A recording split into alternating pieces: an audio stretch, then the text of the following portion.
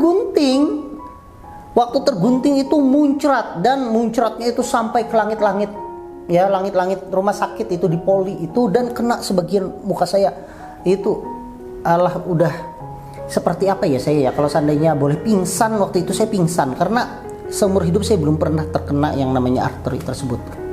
Jadi waktu itu ketika saya jaga, dilaporkan oleh perawat jaga, "Dok, ada tiba-tiba pasien pingsan." Ya, tiba-tiba pasien pingsan. Saya datang, saya lihat ternyata dia tidak hanya pingsan, dia sesak napas pasien tersebut, bahkan berbunyi nafasnya tersebut, ngik ngik ngik, seperti itu.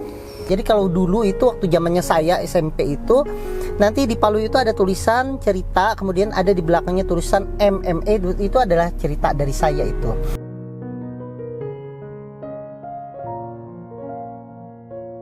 Orang bertanya saya itu orang mana ya aslinya ya.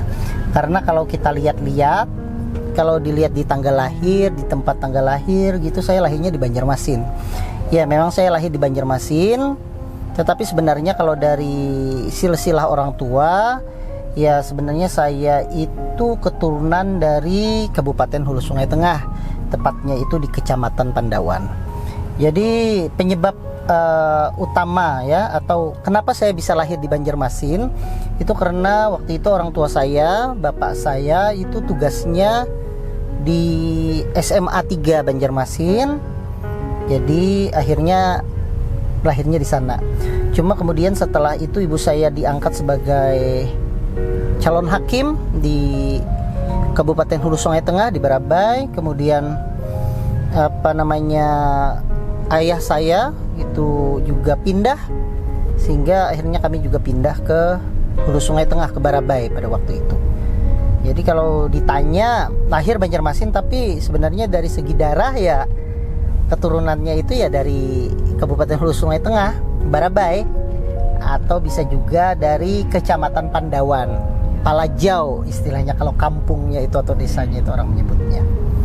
Kalau bersekolah itu saya ini tergolong orang bilang seperti anak tentara, anak TNI, karena sekolahnya pun SD-nya saya pindah-pindah. Jadi untuk SD sendiri, untuk TK sendiri saya waktu itu TK-nya di Barabai. Namanya itu adalah TK Perwanida di daerah Bulau ya orang nyebutnya, atau jalannya itu Jalan Sarigading. Jadi dulu ada terkenal jamu di sana namanya Jamu Sarigading. Nah, jalannya Jalan Sarigading, daerahnya Bulau namanya.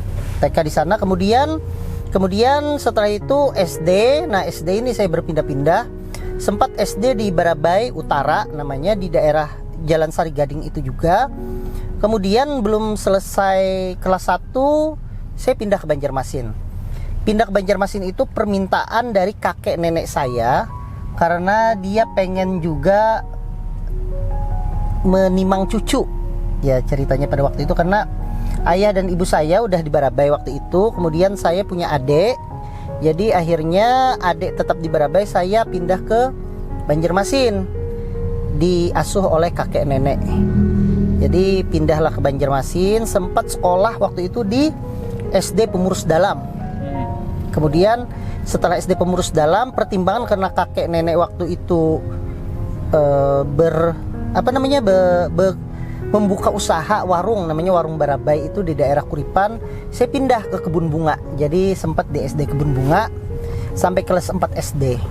Kemudian mungkin pertimbangan dari orang tua bahwa mungkin sudah cukup lah saya di Banjarmasin. Kemudian saya pindah kelas 5 ke Barabai lagi, ke tepatnya itu di SD Barabai Timur 1. Perjalanan saya pindah-pindah tempat itulah yang akhirnya itu memberikan pelajaran kepada saya untuk mengenal Medan dan untuk cepat beradaptasi. Sehingga mungkin orang-orang akan mengenal saya orang yang supel, kemudian orang yang mudah untuk bergaul, ya mungkin dari pengalaman itu ya, pengalaman saya hidup dengan kakek nenek, kemudian pengalaman saya hidup jauh dari orang tua, kemudian setelah itu gabung lagi, kemudian pengalaman hidup di Banjarmasin, bagaimana mengenal tingkah laku lingkungan di sana, kemudian di Barabai juga, itu ternyata memudahkan saya untuk beradaptasi. Setelah saya tamat SD, itu saya melanjutkan ke SMP Negeri 1 Barabai. yang kemudian berubah menjadi SLTP, Sekolah Lanjutan Tingkat Pertama Negeri 1 Barabai. Ya, mulai situ saya mulai mengenal dunia tulis menulis. Jadi saya ingat betul waktu itu, waktu saya kelas 2 SMP, mungkin kalau sekarang orang menyebutnya dalam kelas 8 ya, saya diberikan laptop. Waktu itu laptop itu adalah suatu hal yang sangat sangat langka. Saya dapat laptop dan itu adalah suatu hal yang sangat membanggakan. Nah, orang tua saya itu mengatakan bahwa laptop ini dipergunakan untuk mengetik, untuk mengarang. Jadi mulailah saya dengan pikiran yang sangat menghayal yang banyak, saya membuat suatu cerita. Dan cerita itu ternyata tidak nyangka saya, cerita yang saya buat itu berlembar-lembar, akhirnya bisa dibuat menjadi sebuah buku, yaitu buku berjudul Rahasia Rumah Tua. Nah, buku itu sampai sekarang masih ada dan dicetak dengan edisi lumayan ratusan waktu itu ya, dan itu dibagi-bagi. Bahkan buku itu sempat jadi perhatian kepala sekolah SMP saya waktu itu, kemudian bahkan menjadi perhatian kepala daerah waktu itu, Bupati Hulu Sungai Tengah, sehingga buku saya itu dipesan dalam jumlah yang banyak untuk ditaruh itu di perpustakaan daerah, kemudian di SMP juga ditaruh, dan menjadi inspirasi bagi kawan-kawan juga waktu itu, ketika seseorang dengan usia baru kelas 2 SMP sudah berhasil membuat buku yang bisa dinikmati oleh orang-orang seusia saya ya. Jadi buku itu memang tulisan saya sesuai dengan pemikiran saya pada saat itu. Mungkin kalau orang dewasa membaca ya akan ketawa, cuma kalau dibaca oleh orang-orang seusia saya itu ya itulah daya hayal, daya pikir pada saat membuat buku itu pada saat kelas 2 SMP. Jadi itu adalah salah satu awal saya suka menulis, dan setelah itu mulailah berani saya untuk membuat tulisan-tulisan. Salah satunya yang membanggakan saya adalah saya membuat tulisan cerita Si Palui, yang mana tulisan Si Palui itu sering diterbitkan oleh surat kabar di Banjarmasin, yaitu Banjarmasin Post. Kemudian saya juga menulis artikel-artikel pada saat SMP itu. Kemudian berlanjut lagi sampai kelas 3. Kadang saya menulis artikel yang dimuat di beberapa surat kabar. Waktu itu ada Dinamika Berita, waktu itu saya dimuat juga. Dan waktu itu ada semacam pemilihan siswa berprestasi, di mana waktu itu dicari siswa yang punya bakat terpendam, bakat yang baik untuk diangkat di televisi. Televisi kan waktu zaman dulu itu bukan seperti sekarang yang biasa saja. Kalau dulu kan orang masuk televisi wah gitu ya. Tapi kalau dulu itu wah, masuk televisi itu udah hal yang sangat luar biasa. Jadi TVRI berkunjung waktu itu ke Hulu Sungai Tengah, kemudian oleh Kepala Dinas waktu itu, Kepala Dinas Hulu Sungai Tengah, atau kepala waktu itu departemen ya, Kepala Departemen Pendidikan dan Kebudayaan Hulu Sungai Tengah itu memberikan rekomendasi saya untuk disuting. Jadi itu suatu kebanggaan.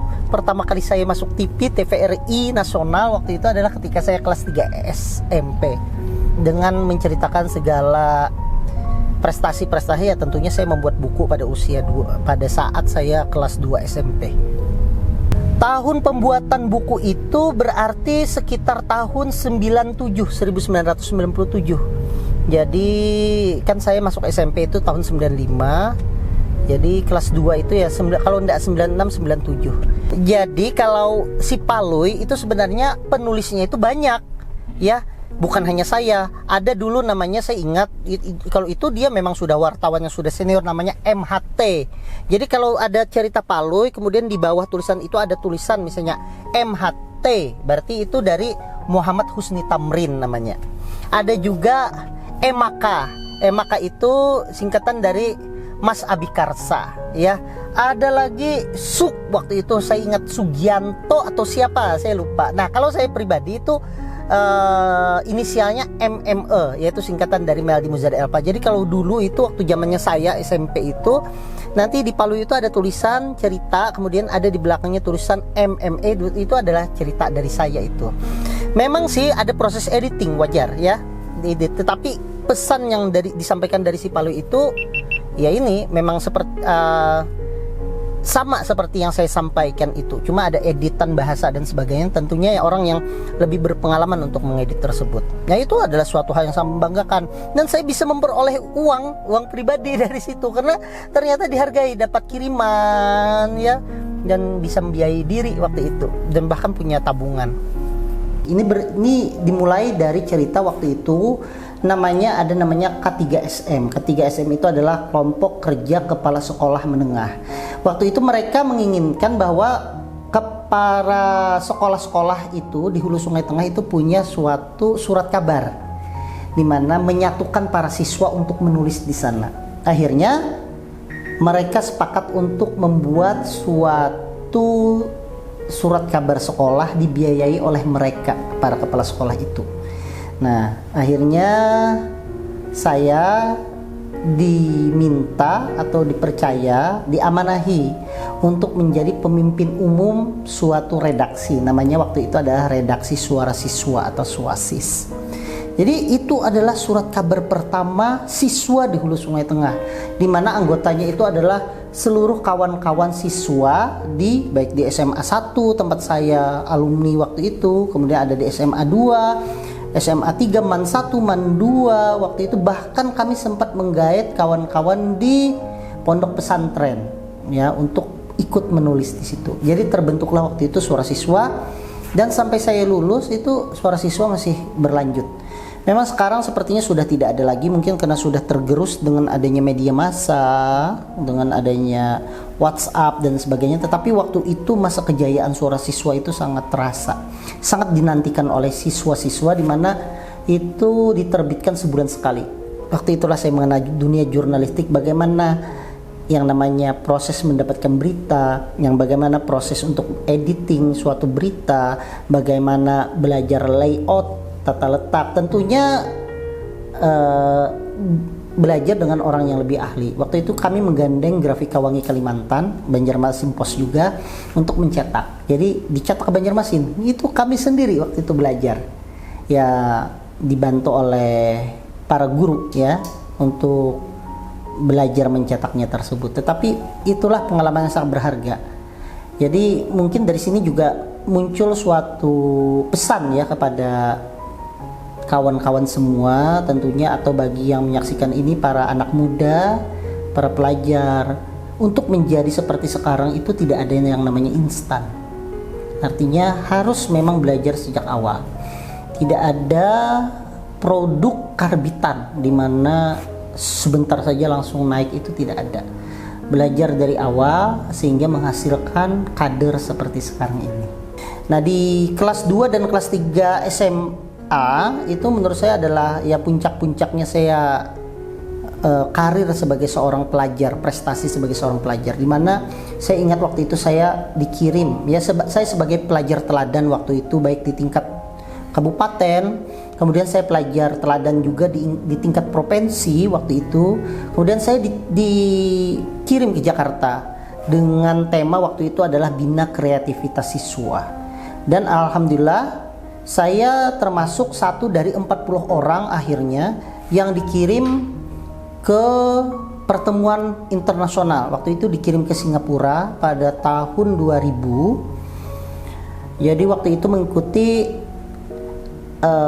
suatu program untuk perkumpulan remaja se-Asia Pasifik. Tempatnya di Singapura. Itu adalah hal yang tentu sangat membanggakan bagi saya, karena waktu itu jangankan mimpi dikirim ke luar negeri ya, artinya dikirim ke tingkat Jakarta pun itu mungkin sudah hal yang sangat membanggakan bagi saya. Pada saat SMA itu kreativitas saya dalam menulis itu ya semakin diasah ya, artinya saya semakin banyak menulis artikel-artikel di surat kabar. Kemudian saya kebetulan juga karena senang menulis itu masuk ke dalam ekstrakurikuler, namanya itu adalah karya ilmiah remaja. Ya, alhamdulillah di beberapa kesempatan kami melakukan pertandingan atau pertandingan tentang karya ilmiah remaja, itu kita berhasil beberapa kali menjuarai ya. Yang saya ingat sekali itu kami menjuarai Piala Gubernur ya. Jadi waktu itu di tingkat Kalimantan Selatan yang diadakan oleh Fakultas Pertanian di Universitas Lembung Mangkurat, Banjarbaru. Kami berhasil menjuari tingkat pertama dengan piala yang sangat besar. Wah, itu sangat membanggakan bagi kami. Di samping beberapa karya ilmiah yang kami buat juga untuk mengikuti kegiatan pertandingan. Selain itu, selama SMA saya membuat buku yaitu yang berjudul Sejarah Masjid Keramat Pelajau, dan ini cukup fenomenal karena ini menjadi pusat rujukan buku saya ini oleh para ahli-ahli sejarawan, terutama yang ingin melihat bagaimana perkembangan Masjid Keramat yang ada di Pelajau. Dan buku ini memang sebenarnya sih ya hasil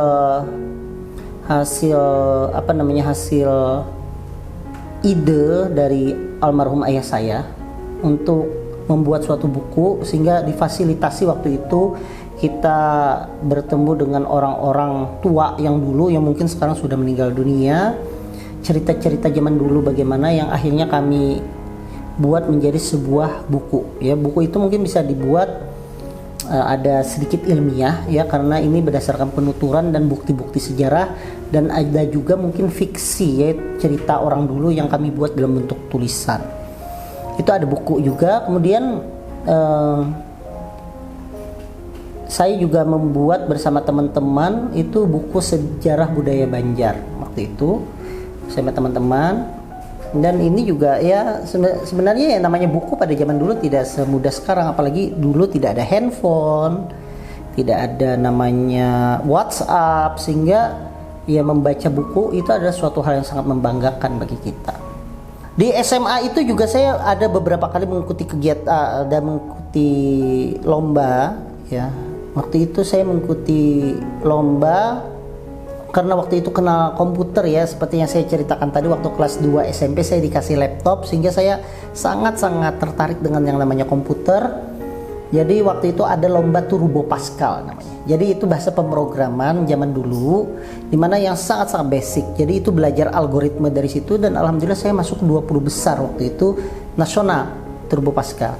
Sebenarnya 20 besar itu akan dikirim ke Beijing untuk mengikuti perlombaan lagi, tapi waktu itu kegiatan tersebut bentrok dengan kegiatan saya dikirim ke Singapura sebagai pertemuan para remaja se-Asia Pasifik, sehingga saya lebih memilih ya waktu itu bersama orang tua ya, tentunya memilih ke pertemuan Asia Pasifik tersebut di Singapura, karena memang itu sudah terprogram sejak saya awal kelas 2 SMA ya, sebagai pelajar teladan, sehingga itu rangkaian yang tidak mungkin kita tinggalkan.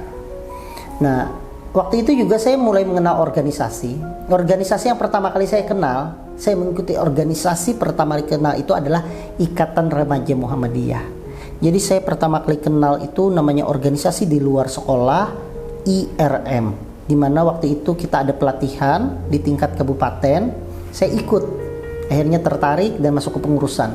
Kita sampai Taruna Melati 3 ya, waktu itu ikut sampai tingkat wilayah, waktu itu IRM namanya. Kalau sekarang kan namanya IPM ya, Ikatan Pelajar Muhammadiyah. Kemudian waktu itu juga saya mulai kenal pelajar Islam Indonesia. Jadi selain Ikatan Remaja Muhammadiyah, saya juga kenal pelajar Islam Indonesia, karena waktu itu setelah reformasi itu kan ada pencabutan asas tunggal Pancasila ya waktu itu ya, sehingga waktu itu pelajar Islam Indonesia bangkit kembali dan saya ikut bergabung di sana. Nah, pada saat itu juga saya aktif sampai kegiatan muktamar. Waktu masih SMA itu, sekolah menengah atas, saya ikut muktamar pelajar Islam Indonesia ke Aceh. Jadi kami 3 orang masih muda SMA itu berangkat ke Aceh. Waktu itu Aceh itu lagi panas-panasnya waktu itu. Mohon maaf ya, waktu itu ada namanya kan waktu itu Gerakan Aceh Merdeka atau GAM. Sekarang sih sudah damai ya, sudah tidak ada permasalahan lagi. Tapi waktu saya berangkat itu masih dalam keadaan konflik. Saya ingat waktu itu kegiatan muktamar itu beberapa kali ditunda jamnya. Waktu itu pagi katanya ditunda jadi siang, siang ditunda jadi sore. Bahkan kami sempat direlokasi tempat kami menginap karena dianggap tidak aman, karena waktu itu ya ada ancaman, katanya ada semacam ada sweeping dan sebagainya. Akhirnya para delegasi itu dipindah ke tempat yang lebih aman lagi. Jadi untuk kegiatan organisasi yang kaitannya dengan keagamaan ya saya ikut di Pelajar Islam Indonesia tadi dan diikut di Ikatan Remaja Muhammadiyah. Saya sampaikan organisasi pada saat dulu ya berbeda dengan sekarang ya, dimana undangan bisa dikirim dengan WhatsApp cepat. Kalau dulu kan kita ngirim undangan itu aja suatu kegiatan yang sangat melelahkan ya, artinya datang ke sana, kirim undangan dan sebagainya, dan memastikan bahwa besok itu rapat loh ya, jam 3 harus hadir semua. Itu sangat luar biasa pada saat itu. Belum lagi waktu itu saya sebagai pemimpin umum redaksi Suara Siswa. Jadi saya kegiatan juga ada yang selain di keagamaan, dan waktu itu juga saya dipercaya oleh para pemuda di sana, walaupun masih ya belum terlalu masih terlalu muda maksud saya, itu sebagai wakil sekretaris Komite Nasional Pemuda Indonesia di Hulu Sungai Tengah. Dan kalau di sekolah sendiri saya aktif ya, di OSIS saya sebagai sekretaris OSIS waktu itu ya. Kemudian di karya ilmiah remaja juga saya juga sebagai salah satu pengurus ya, lupa saya apa ya waktu itu ya, kalau nggak wakil ketua ya sekretaris waktu itu juga. Di Ikatan Remaja Muhammadiyah saya sebagai wakil ketua, dan di Pelajar Islam Indonesia sebagai ketua Pelajar Islam Indonesia Hulu Sungai Tengah waktu itu. Jadi ya alhamdulillah saya bisa mengimbangi itu artinya saya aktif di organisasi, aktif, tetapi saya tidak keteteran di sekolah ya. Tidak keteteran itu dalam arti alhamdulillah ya, waktu itu ada namanya sistem ranking ya. Kalau sekarang kan kita tidak mengenal lagi sistem ranking. Ya saya alhamdulillah selalu masuk ke dalam peringkat pertama ya. Memang pernah waktu itu saya peringkat kedua. Waktu itu pertama kali banyak organisasi saya turun kedua, tapi belajar dari situ naik lagi saya jadi peringkat pertama. Dan mengikuti fakultas kedokteran dari jalur PMDK, penelusuran minat dan bakat ya, alhamdulillah saya diterima di fakultas kedokteran pada saat itu. Nah di saat itu lagi booming ada suatu majalah, namanya adalah majalah Anida. Majalah Anida itu adalah pendirinya waktu itu adalah Mbak Helvitiana Rosa dengan Mbak Asma Nadia. Jadi waktu itu ada suatu kontes mencari remaja berprestasi versi Anida namanya. Kita sudah kenal majalah Anida waktu itu, tapi memang untuk untuk remaja berprestasi kita belum berpikir waktu itu. Tapi ada teman saya waktu itu meminta saya untuk ikut sebagai peserta remaja berprestasi Anida. Jadi dia bertindak sebagai promotor, saya sebagai pesertanya. Ternyata di luar dugaan, dengan prestasi yang ditulis-tuliskan itu, saya ternyata berhasil sebagai remaja terfavorit versi Anida dan berhak untuk mendapat hadiah-hadiah banyak waktu itu ya. Senang sekali karena saya kan hobinya membaca. Jadi itu dapat buku-buku cerita, kemudian gratis majalah Anida langganan selama 12 bulan waktu itu, kemudian ya tentunya hadiah uang tunai. Ya lumayan alhamdulillah. Jadi itu hal yang sangat berkesan bagi saya. Ya berkesan karena saya bisa menjadi remaja berprestasi favorit versi Anida. Cuma ternyata karena itulah saya dibully waktu saya masuk ke fakultas kedokteran. Jadi fakultas kedokteran itu ada namanya ospek ya. Ospek itu orientasi pengenalan kampus. Jadi mungkin ya kakak-kakak tingkat saya di fakultas kedokteran itu ada sebagian ya, tidak semua sih, ada sebagian yang mungkin sudah mengenal saya dengan membaca Anida. Oh ternyata ada nama saya nih yang masuk fakultas kedokteran. Jadi ingat betul saya bahwa pada saat ospek itu saya dibully habis-habisan, tetapi ternyata itu menjadi kenangan yang sangat indah ya.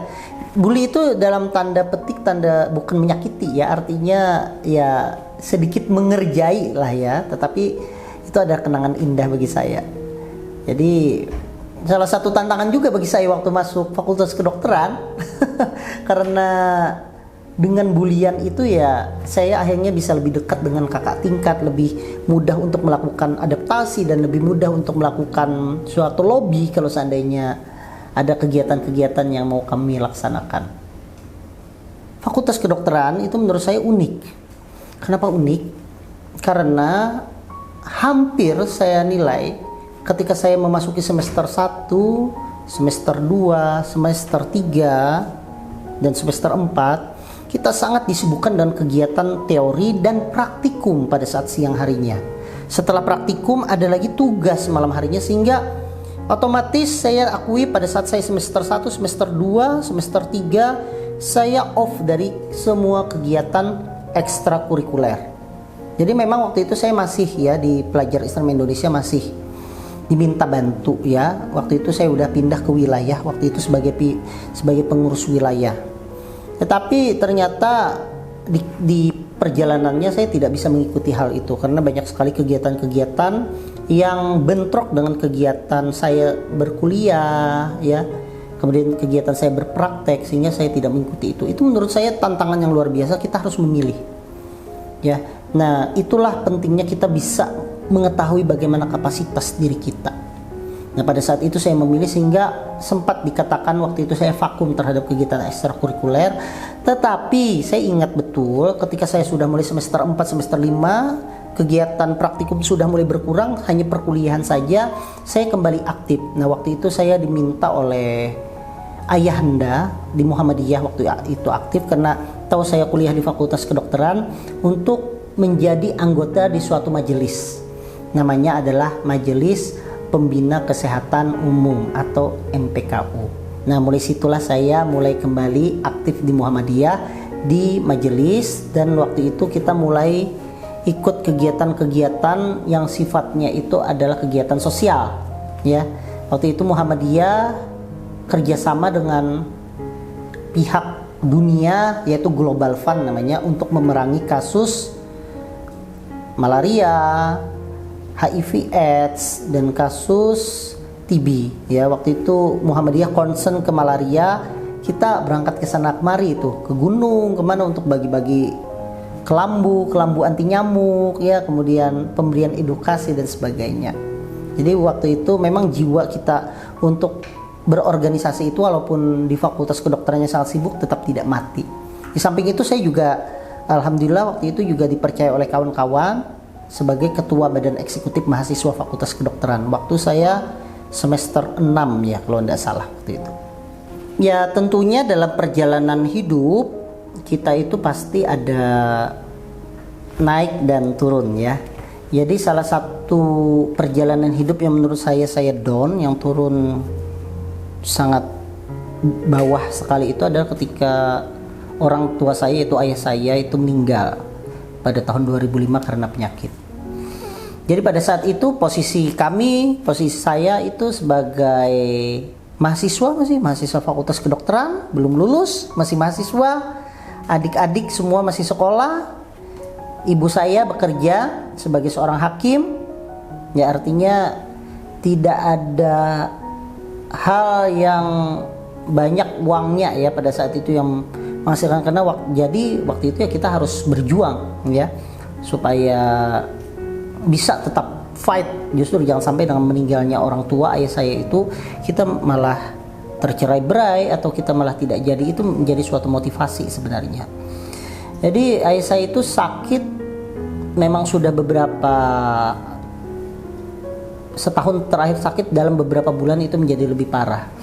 Saya ingat waktu itu karena sakitnya orang tua, kemudian menjalani pengobatan rutin di rumah sakit, dan saya harus menemani, bahkan saya ya pernah bolos kuliah. Akhirnya ada satu mata pelajaran saya, satu mata kuliah yang nilainya tidak lulus. Ya mau gimana lagi, karena memang ada kehidupan itu adalah pilihan menurut saya. Ya, kehidupan ada pilihan, sehingga walaupun mungkin saya tidak lulus di satu mata kuliah tersebut, tetapi ada satu hal yang membanggakan saya, bahwa saya tetap bisa merawat orang tua sampai beliau meninggal dunia, dan saya bangga karena saya bisa merawatnya tanpa mengabaikan. Walaupun memang di satu sisi saya tidak lulus kuliah, tapi saya kejar di semester berikutnya mata kuliah itu, dan setelah saya ikut dengan betul-betul, nilai saya malah lebih tinggi. Walaupun memang dulu itu peraturannya kalau ngulang tidak boleh A, tapi saya diceritakan kalau seandainya saya boleh A, nilai saya itu sebenarnya A, cuma ya nilainya cuman B waktu itu, dan tidak mengenal ada B plus waktu itu, C plus juga belum ada. Ya alhamdulillah. Tapi memang pada saat itu kita down ya, karena kehilangan suatu sosok panutan kita ya. Selain orang tua ya, selain ibu saya ya, tentu ayah saya juga adalah suatu panutan saya untuk terus maju berkembang. Tapi ya dunia kan tidak berakhir, kita justru harus semakin bangkit, jangan sampai jatuh tercerai-berai karena meninggalnya orang tua tersebut. Dan itu saya tularkan kepada adik-adik saya. Alhamdulillah sampai sekarang adik saya juga udah survive bisa, dan ya bisa dikatakan sekarang ini kehidupan kami bukan kehidupan yang gagal, artinya bisa berjalan dengan lancar dan baik. Kalau menjadi seorang dokter tentunya ya kita sudah berhadapan dengan pasien ya. Kita sudah berhadapan dengan pasien, artinya ini tidak lagi di meja teori atau tidak lagi di bawah bimbingan orang lain. Tetapi ini sudah tanggung jawab kita sendiri.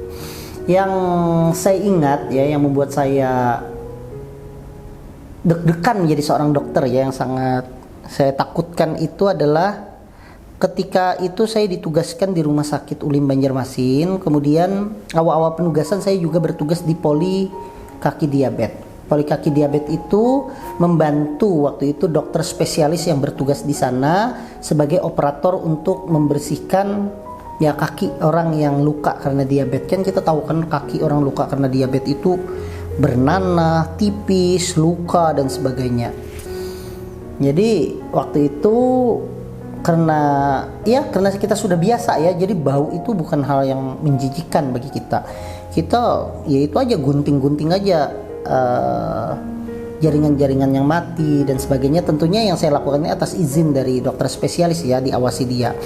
Nah, apesnya waktu itu, waktu saya menggunting itu kena pembuluh darah besar, bukan besar maksudnya pembuluh nadi, arteri istilahnya dalam istilah kedokteran. Jadi yang kalau yang berdenyut-denyut itu ya, kalau di pembuluh darah itu nadi namanya.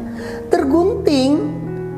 Waktu tergunting itu muncrat, dan muncratnya itu sampai ke langit-langit ya, langit-langit rumah sakit itu di Poli itu, dan kena sebagian muka saya.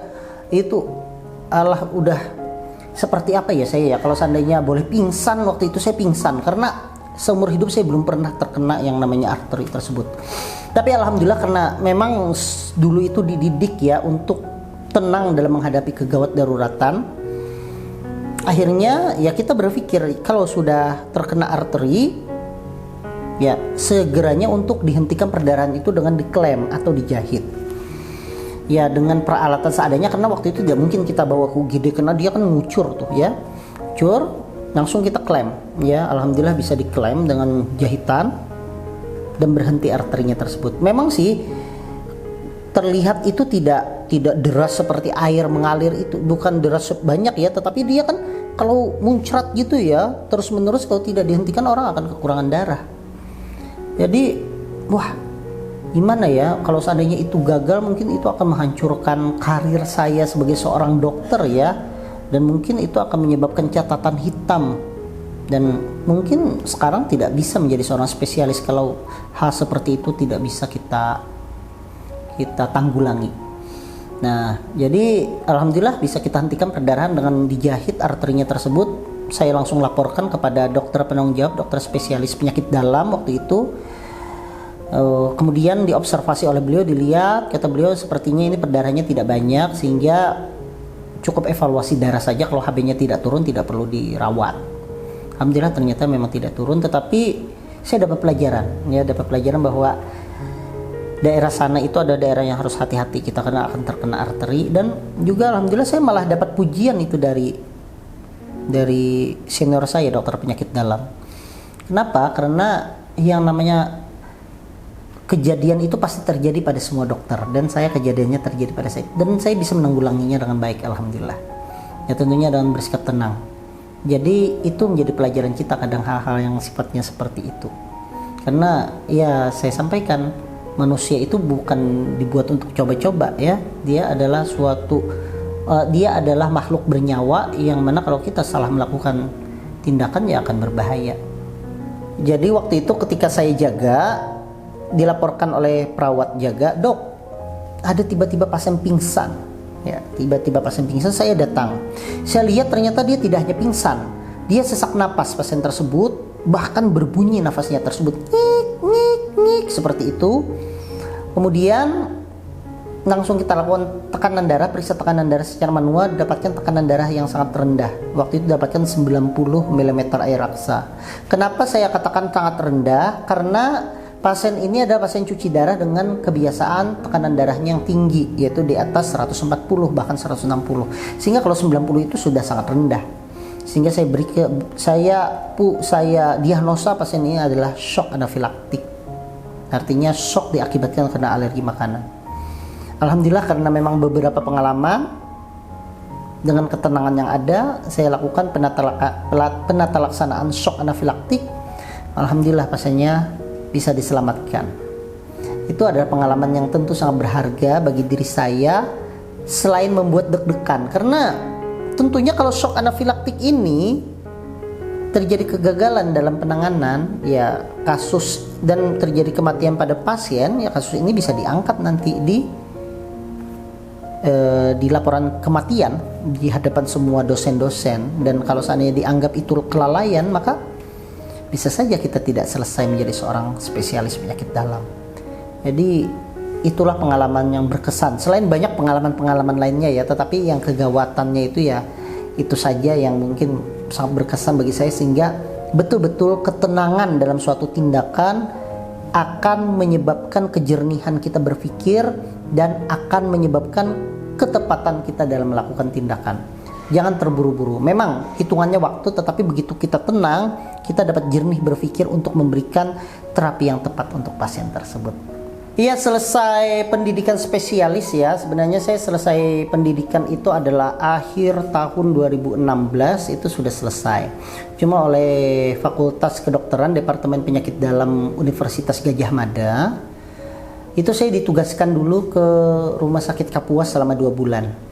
Sehingga efektifnya itu setelah tugas di Kapuas, itu saya balik ke Rumah Sakit Ulin, itu adalah pada awal tahun 2017 saya mulai bertugas. Ya, saya rasakan ternyata semakin kita menyelesaikan pendidikan yang lebih tinggi, semakin kesibukan itu terasa ya. Jadi selain saya sebagai seorang dokter spesialis yang mana melakukan pengobatan kepada pasien, visite ke rumah sakit, visite ke pasien, saya juga punya tugas untuk pengajaran kepada mahasiswa. Artinya saya sebagai tenaga pendidik di Fakultas Kedokteran Universitas Lambung Mangkurat, itu adalah hal yang menuntut kita agar bisa seimbang antara tugas sebagai pelayanan kepada pasien dan juga sebagai pendidik kepada mahasiswa Fakultas Kedokteran. Kemudian saya juga di persyarikatan ya dipercaya oleh pimpinan wilayah Muhammadiyah Kalimantan Selatan sebagai salah satu direksi di rumah sakit. Ya, jadi kalau tempat saya bekerja itu ada Rumah Sakit Ulin Banjarmasin, saya juga diminta untuk membantu sebagai wakil direktur medik dan keperawatan di Rumah Sakit Islam Banjarmasin. Tentunya kita harus bisa membagi waktu yang baik dan betul dengan kesepakatan bersama agar betul-betul kita menjaga waktu itu seefektif dan seefisien mungkin. Sehingga ketika pagi hari saya mungkin harus bertugas dulu di Rumah Sakit Ulin, pagi hari saya harus membimbing dulu mahasiswa atau membimbing dokter muda atau membimbing residen yang sedang menempuh pendidikan penyakit dalam. Tapi nanti juga saya harus segera menyiapkan waktu untuk memimpin rapat misalnya dengan kawan-kawan di Rumah Sakit Islam Banjarmasin untuk memutuskan sesuatu hal mungkin yang sangat penting untuk kemajuan di Rumah Sakit Islam Banjarmasin contohnya. Saya itu juga saya juga sering diminta untuk mengisi materi ya. Dalam keadaan COVID sekarang ini, pandemi sekarang ini, saya lebih banyak mengisi materi secara Zoom ya, yang dihadiri oleh para dokter, baik dokter umum ataupun mahasiswa untuk berbagi ilmu. Tentunya kesibukan itu harus betul-betul dijaga agar semuanya bisa dilewati secara bertanggung jawab, bukan malah kita abaikan. Selama saya lulus sebagai dokter spesialis ya, di Persyarikatan sendiri saya sempat dipercaya sebagai Ketua Muhammadiyah Disaster Management Center atau Lembaga Penanggulangan Bencana, di mana di kemudian hari karena saya diangkat sebagai Ketua Pimpinan Wilayah Pemuda Muhammadiyah Kalimantan Selatan pada awal tahun 2019 kemarin, akhirnya saya turun karena tidak mungkin saya memegang dua amanah yang cukup besar. Saya turun di MDMC tersebut sebagai wakil ketua, dan amanah sebagai Ketua Pimpinan Wilayah Pemuda Muhammadiyah saya laksanakan dengan baik. Ya, memang saya katakan kalau pekerjaan kita ambil semua itu terasa berat, tetapi ya saya sudah memberikan suatu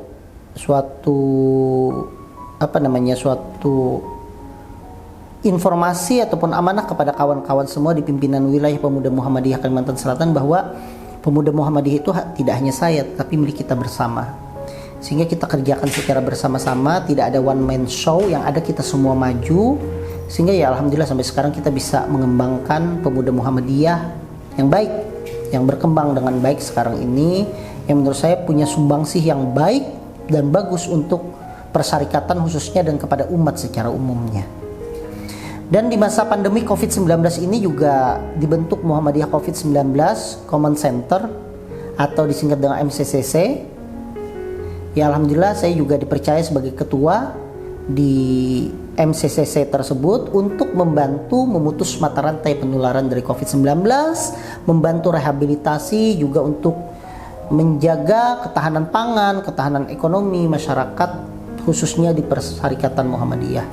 Ya, dan saya tidak berdiri sendiri, saya dibantu banyak sekali kawan-kawan sehingga kegiatan bisa terlaksana secara baik, secara lancar dan membawa manfaat bagi seluruh masyarakat.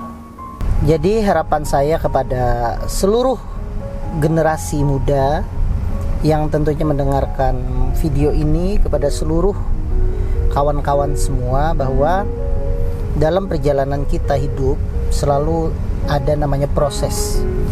Artinya kita harus menghormati seluruh proses itu. Tidak ada yang namanya instan dalam suatu proses untuk menjadikan seseorang dalam keadaan yang sekarang ini. Itu yang pertama.